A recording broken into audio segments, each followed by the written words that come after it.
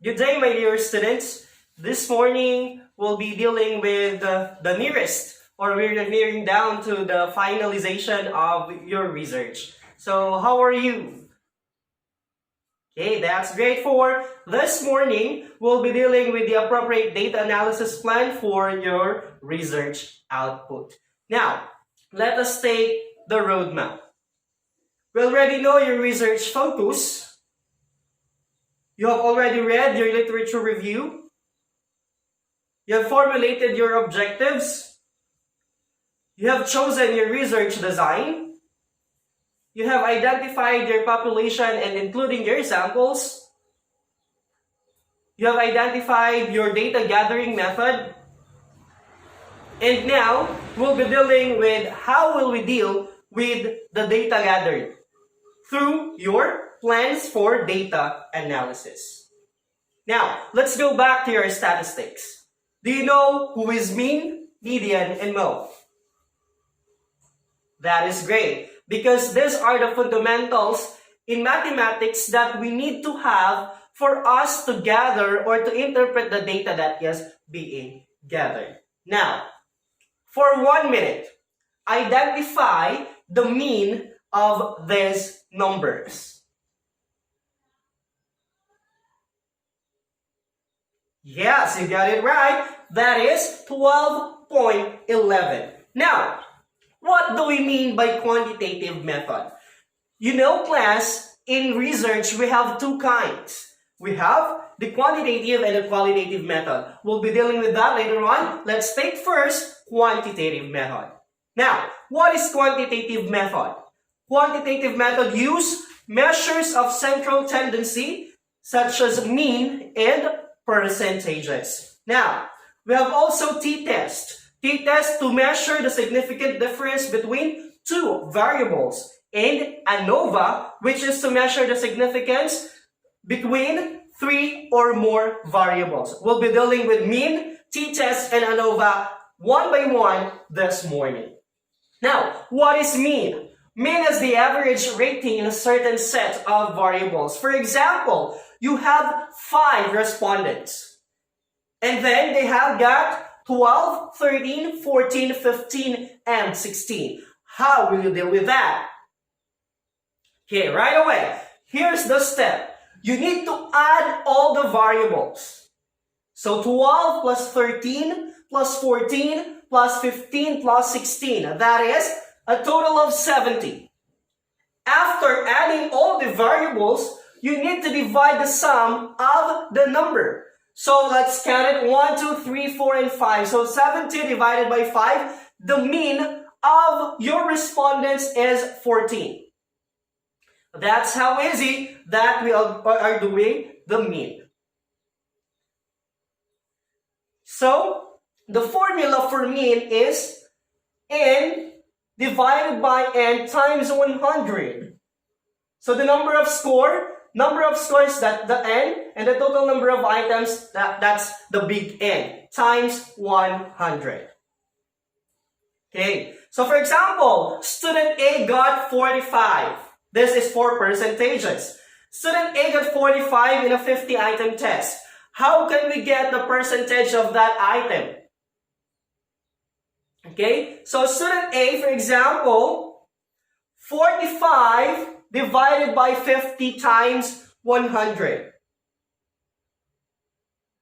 So, what is the mean of 45 times 50? You're given 1 minute to do that.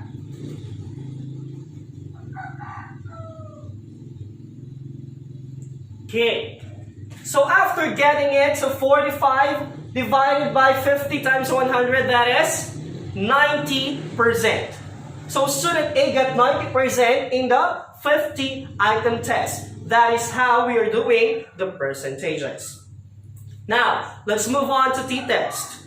T-test is the significant difference between two variables.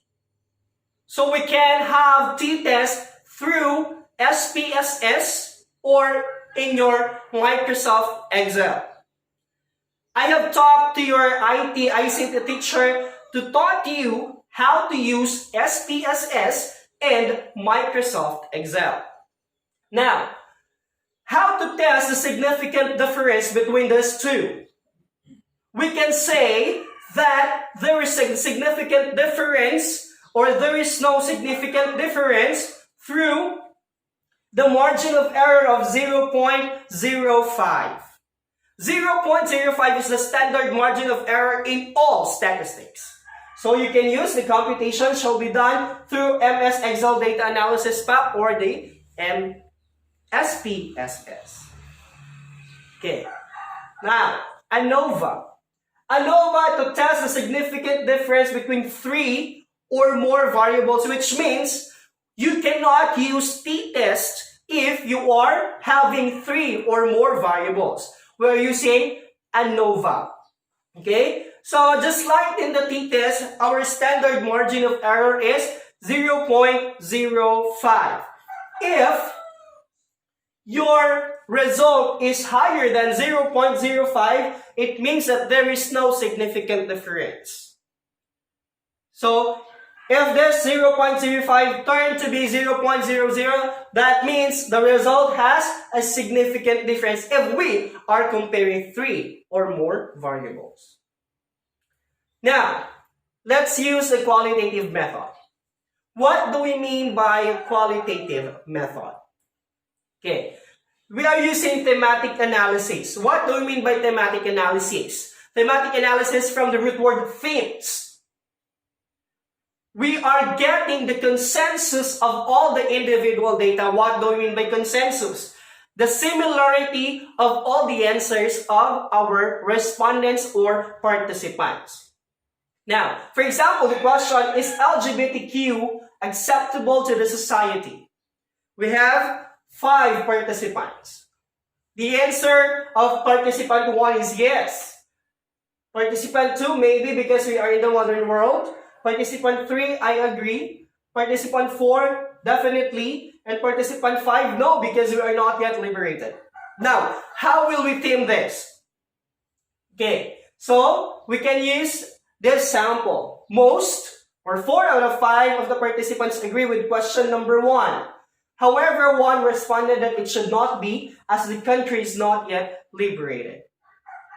So that is how you are doing the thematic analysis. Okay, now, I have grouped you already into 5 groups. This is based on your inclinations. What do we mean by inclination? These are your talents. For group 1, you have this group. Group 2, 3, 4, and 5. You will be doing different activities as we unfold your skill in the planning for data analysis. Okay. For 5 minutes, review research method and design and choose what data analysis plan fits your paper. You have already done your chapter 1 and chapter 2. We are already on your chapter 3. Now, revisit your paper and identify which data analysis plan fits you. If it's qualitative or it's quantitative. If it's quantitative, design if you will be using mean, percentages, t-test, or ANOVA. And if it's qualitative, you will be using the thematic analysis format. Now, I'll be giving you that in 5 minutes.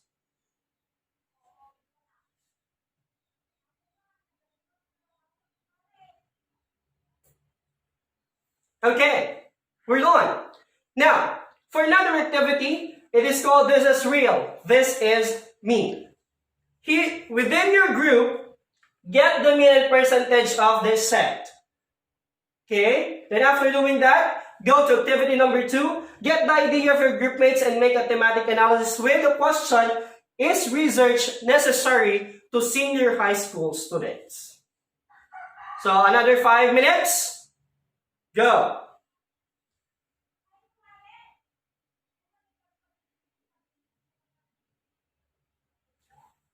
Great. Now, let's now dig in. What is the importance of knowing your data analysis? First question, Why is there need for us to make the data analysis plan and research design congruent? Anyone? Why is there need for us to chain your data analysis plan and your research design? Very good. We need to have the data analysis plan and the research design congruent for us to have a congruent and relevant result of the research. Because failure to congrue your research design and your data analysis plan denotes or entails false result of your research. Another question. Is data analysis plan a great help to the research development? Yes, of course. How about for economy? That is great. And how about for engineering? Very well said. Because, for example, in engineering, data analysis plan is very good. Because, for example, a house. You are building a house and then you have mistaken the computation. Of course, the house will be unstable. It will not be standard. Okay. Things to remember. What is quantitative method? Anyone? Okay. So quantitative method measures the number of variables we are using, or we are talking about numbers. How about qualitative method? Okay, so qualitative method deals with the consensus of all your participants. So what is being used in measuring the significant difference of two variables? That is t-test. Very good. And how about the significant difference of 3 or more variables? Yes, it's ANOVA. Now, let's bring out the best in you. Ungroup data with its corresponding research questions will be given to you as a group. Then, your task, here's your task. Decide what data analysis plan will be used and treat the data using the decided analysis plan. And after the treatment, each group will present. Is that clear? Okay. Now, using the same group within your learning style preferences. For group 1, team 1, the age profile of your respondents. So I will be giving you a copy of this. For team 2, the acceptability of LGBTQ. Using this, you have 20 respondents using this legend. Team 3, acceptability of same-sex partnership using the binary scale format. 4, the canteen satisfaction. You have also your legend. And team 5, the gender preferences of students. So, I'll be giving you another 5 minutes for this. You may do it now.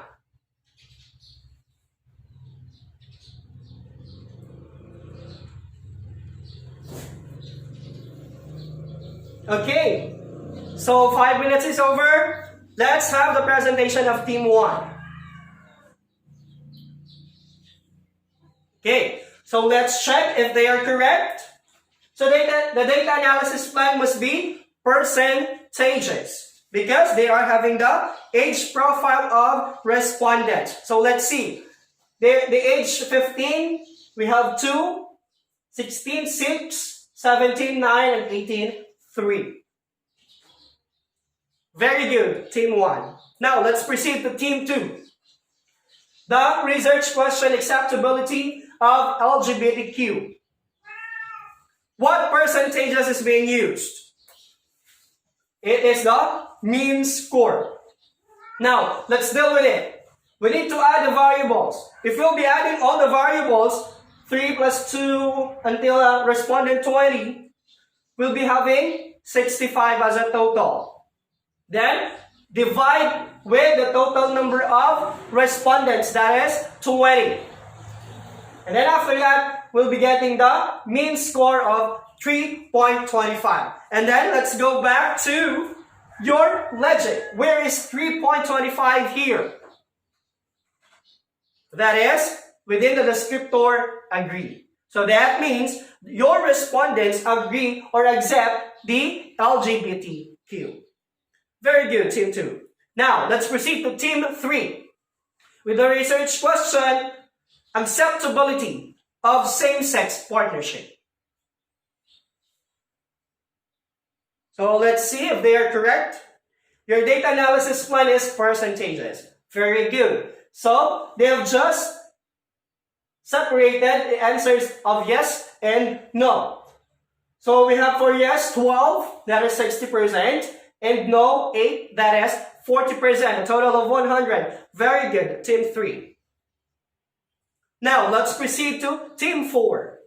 With the research question, canteen satisfaction. Okay. Within for this, you have also your legend. Strongly satisfied, satisfied, dissatisfied, or strongly dissatisfied. Now, let's see if Team 4 is correct. The data analysis plan, that is mean score. Okay, and then the same trend, add the variable, that is 73, then divide it with the total number of respondents, that is 20. Then you'll be getting the mean score of 3.65, which means the descriptor is strongly satisfied with the services of the school canteen. Now, Team 5. Very good, Team 4. Team 5, gender preferences of students. Okay, the data analysis plan is percentages. Very good. So we have the preferences. 6 of them preferred male, 4 female, 7 for gay, and 3 for lesbian. Very good, Team 5. So we have already gone with how will you deal with your data through those different kinds of data analysis plan. Now, for our agreement or for your assignment, interpret all the analyzed data using the first and second level interpretation. Yes, you will be interpreting now the data that you gathered. And then tomorrow, we'll be dealing with how will we interpret it using the first and second level interpretation. But for your test this evening, you need now to interpret it. Let's see if your interpretations are right. And if it's not, we'll be dealing with that tomorrow. Is that clear? Okay, so very good. That's all for today. Have a great day and God bless everyone.